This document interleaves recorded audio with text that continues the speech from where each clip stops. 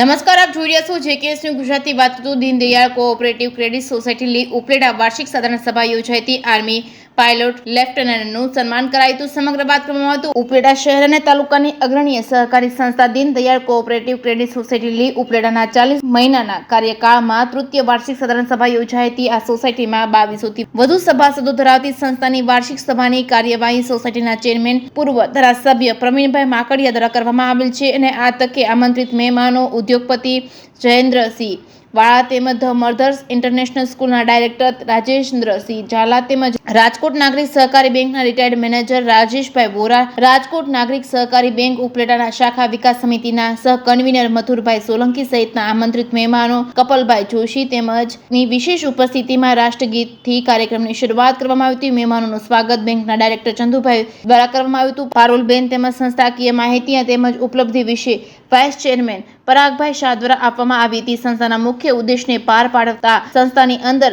ગ્રાહકો માટેની વિશેષ સુવિધાઓમાં વધારો કરતા સ્થાવર મિલકત લોનની રકમમાં વધારો તેમજ ઉપનિયમની પેટા કલમ વધારતા ગોલ્ડ લોન તેમજ વ્હીકલ લોન તેમજ ગત વર્ષના વાર્ષિક હિસાબોનો અહેવાલ રજૂ કરવામાં આવેલ છે. જેકેએસ ન્યૂઝ ગુજરાતી સાથે અર્શી આહિર ઉપલેટા.